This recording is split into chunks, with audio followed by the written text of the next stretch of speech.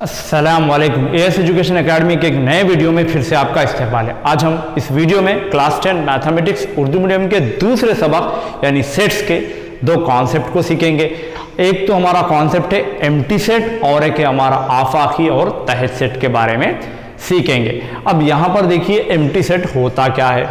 खाली सेट, जिसको हम खाली सेट कहते हैं उर्दू में, इंग्लिश में एम्प्टी सेट कहते हैं, उसको नल सेट भी कहते हैं और वॉइड सेट भी कहते हैं। और वो कौन सी सिचुएशन पर आता है एक बार हम उसको देखेंगे कि खाली सेट किसको कहते हैं। सबसे पहले यहाँ पर मैंने 4 एग्जाम्पल लिखा हुआ है जो आपकी दरसी किताब में मौजूद है। आप भी अपनी तरफ से इस तरह के एग्जाम्पल क्रिएट कर सकते हैं अगर ये कॉन्सेप्ट को समझ जाएंगे। पहला है ए, एक सेट है यहाँ पर x एक से छोटा तबैया तक। अब यहाँ पर इसको हम सबसे पहले ये जो भी दिया गया है ये पूरे सेट शास्त्र शक्ल में हम इसकी क्या लिखेंगे, फहरिस्ती शक्ल लिखेंगे तो आपको कॉन्सेप्ट समझ में आएगा। x एक से छोटा तबई अदद। अब देखिए तबई अदद शुरू ही 1 से होते हैं तो क्या 1 से छोटा तबई अदद आता है? बिल्कुल नहीं। तो यहाँ पर ये इसमें कोई उनसर नहीं आएगा इस सेट में। अब नेक्स्ट देखिए x 2 से काबिल तकसीम ताअदद, यानी ऐसा ताअदद जो 2 से पूरा तकसीम होना। ऐसा कोई अदद है क्या जो ताअदद है जो 2 से पूरा तकसीम हो रहा? कोई ऐसा अदद ही नहीं होता जो 2 से पूरा तकसीम हो ताअदद। अब यहाँ पर ताअदद को जब भी हम 2 से तकसीम करते हैं तो एक बाकी बच जाता है। तो यहाँ पर भी हमको सेट बी में भी कोई अनासिर यानी कोई रुकन नहीं आएगा। अब तीसरा है यहाँ पर सी, x एक तबई अदद है। यहाँ पर x बड़ा है 1 से, छोटा है 2 से। अब देखिए तबई अदद 1 2 3 4 5 होते। अब यहाँ पर ये कह रहा है कि x बड़ा है 1 से, छोटा है 2 से। इनके दरमियान में कोई है क्या? कोई नहीं। तो हम यहाँ पर लिखेंगे इसको भी इस तरह से। अब नेक्स्ट देखिए x ताअदद है, x स्क्वायर इक्वल टू 4। अब यहाँ पर देखिए x स्क्वायर है, x स्क्वायर इक्वल टू 4। यहाँ पर अगर ताअदद रखेंगे हम, समझो 1 की दूसरी रखेंगे तो ये 4, क्या ये बराबर होता? नहीं। अगर आप 3 की दूसरी रखेंगे ये 4, क्या ये बराबर होता? बिल्कुल नहीं। तो इसका मतलब कोई भी ताअदद यहाँ पर रखने पर 4 नहीं आता। तो ये भी क्या है, कोई अदद हमको यहाँ पर हासिल नहीं होगा। तो इसको भी क्या कहेंगे? ये तमाम हमने देखे, ये सेट शक्लें थी और इसकी फहरिस्ती शक्ल लिखने के लिए हम कोशिश करें और हमको हासिल हुआ तमाम के तमाम खाली सेट। इसी को कहते हैं खाली सेट।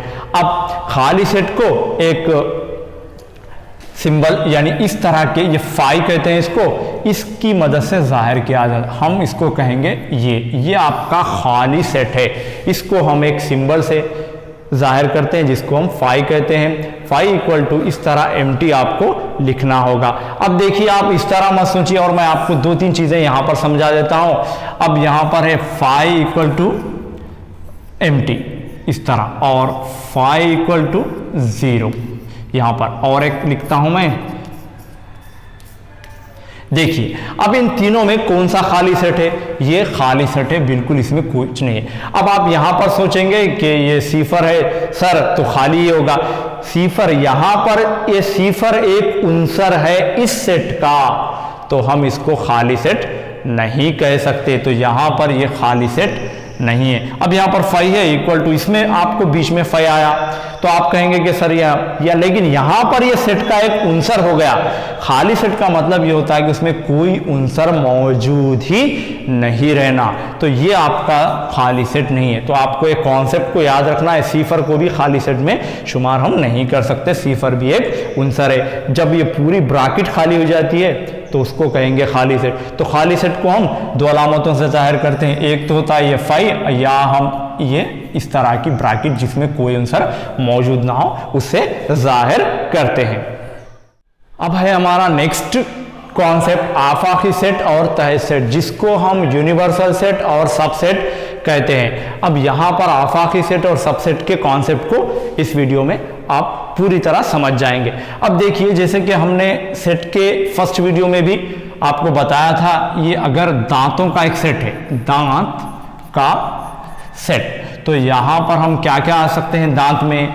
आपको आएंगे सबसे पहले खाते दांत, यहाँ पर खाते दांत। आप उसके बाद नेक्स्ट आएंगे आपको कचली दांत, कचली दांत। फिर नेक्स्ट आप लिखेंगे पेशदार, यहाँ पर पेशदार लिखेंगे। फिर नेक्स्ट आप यहाँ पर लिखेंगे दाढ़। अब देखिए ये दांतों का एक सेट है जिसमें आपको खाते दांत, कचली दांत, पेशदार और दाढ़ ये पूरे चीज़ें शामिल हो गई। देखिए यहाँ पर दांत में तो ये 4 चीज़ें आ गई। अब ये दांत का सेट है। अब देखिए खाते दांत में और कुछ दांत आ सकते हैं, जैसे कि खाते दांत 4 हो सकते हैं, कचली दांत कुछ हो सकते हैं, पेशदार हो सकते हैं। तो यहाँ पर ये दांत के सेट को आप कहेंगे आफाकी सेट, इसको कहेंगे आफाकी सेट। अब इसमें बहुत से, ये खाते दांत का एक सेट हो सकता है, कचली दांत का एक सेट हो सकता है, पेशदार का एक सेट हो सकता है, दाढ़ का एक सेट हो सकता है, या हम कह सकते हैं कि ऊपरी दांतों का एक सेट ले सकते हैं, हम निचले दांतों का एक सेट ले सकते हैं। इसी तरह एक कॉन्सेप्ट को सीखेंगे, जैसे कि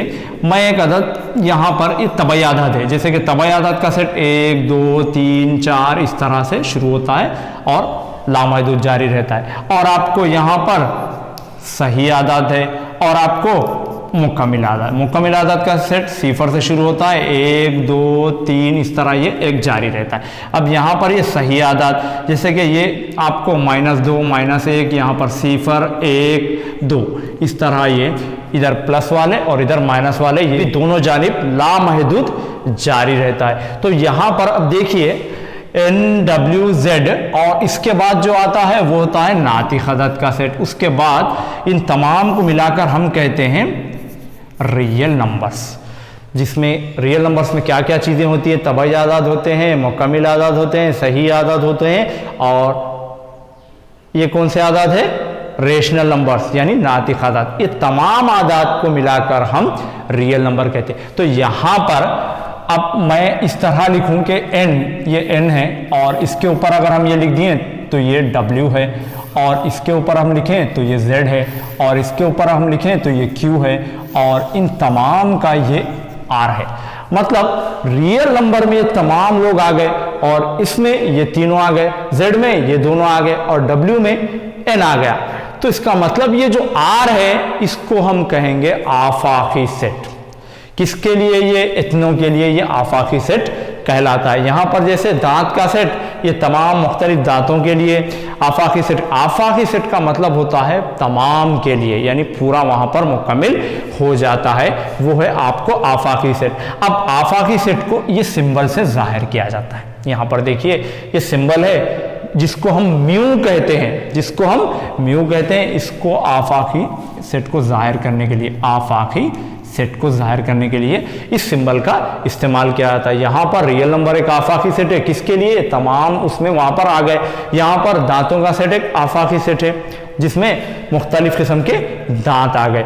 अब यहाँ पर और 2-3 चीज़ें सीखना होगा, जैसे कि यहाँ पर मैं एक यहाँ पर सेट लेता हूँ 1 2 3। एक छोटी सी एग्जाम्पल लेंगे। ए है जिसमें 3 अनासिर है, 1 है 2 है 3 है, और एक सेट है यहाँ पर जिसमें है 2, 3। देखिए आप यहाँ पर इसमें 1 2 3 है, इसमें 2 3 है। अब इसमें दोनों में क्या क्या कॉमन है, 2 3 कॉमन है।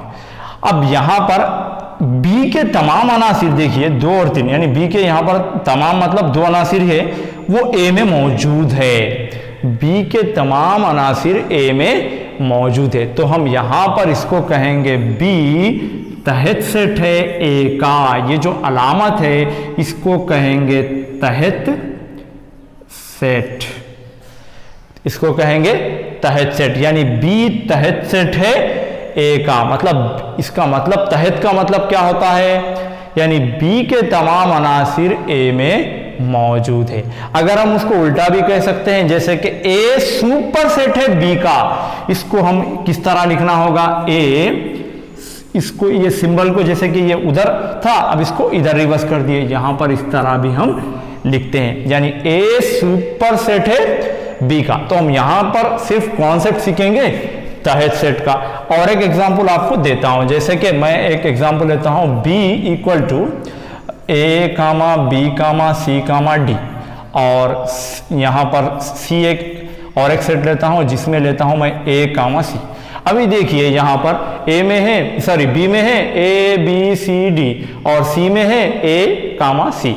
अब ये दोनों के दोनों अनासिर इसमें मौजूद है, जैसे कि ए बी सी बी। तो यहाँ पर भी सी, ये जो सी है ये तहत सेट है, ये तहत सेट का सिंबल है किसका, बी का। यानी इसके अनासिर इसमें मौजूद हैं तो उसको तहत कर देते हैं। किसके तहत है ये, बी के तहत है। तो ये हमारा कॉन्सेप्ट है। एक तो था हमारा आफाकी सेट जिसको हम म्यू से जाहिर करते हैं, और ये तहत सेट। तो दोनों सिंबल आपको याद रखना है, ये तहत सेट।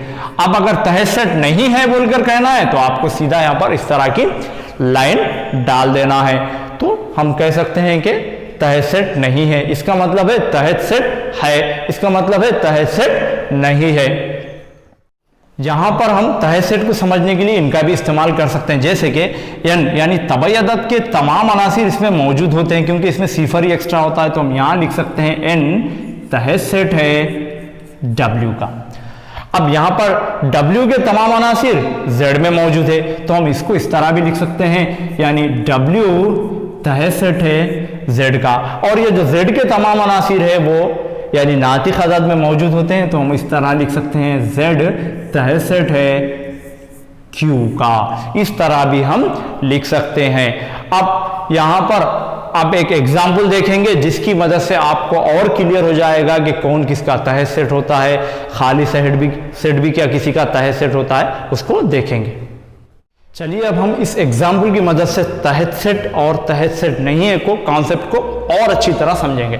यहां पर देखिए ए 1 2 3 4, बी में है 2 अनासिर 2 4, सी में है 1 2 3 4 7, और एफ यानी यहां पर कुछ भी अनासिर मौजूद नहीं है, इसका मतलब यह है खाली सेट।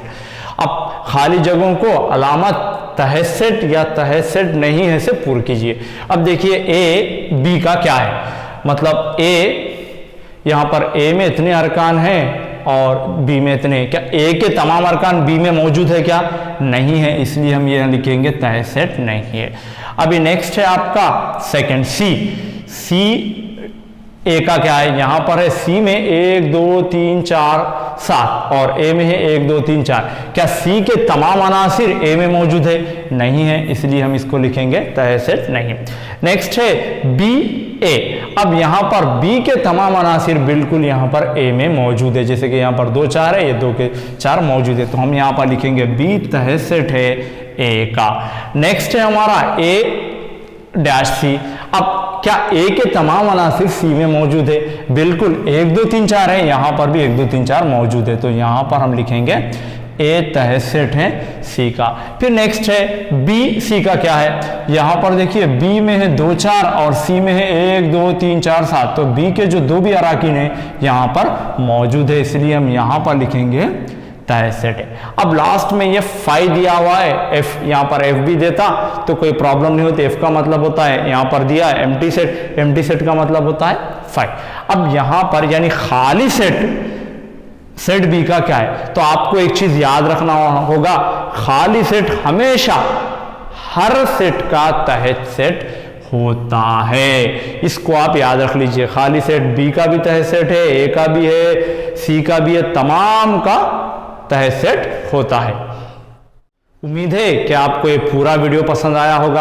अगर आपको वीडियो पसंद आए तो लाइक करना, शेयर करना ना भूलें। अब आपकी दरसी किताब में कोशिश कीजिए के तहत कुछ सवालात दिए गए हैं इस तरह के कि तहत सेट है या तहत सेट नहीं है, उसको आप मुकम्मल कीजिए। इससे मुतालिक एक इम्तिहान लिंक डिस्क्रिप्शन में है, उसको भी लिखकर आपकी खुद की जांच कीजिए। हम नेक्स्ट वीडियो में सेट्स का तखाते, सेट्स का इजमा, सेट्स का डिफरेंट, गैर मुश्तरिका सेट्स, मुश्तरिका सेट्स, वेन डायग्राम, इन तमाम के बारे में नेक्स्ट वीडियो में पढ़ेंगे। शुक्रिया।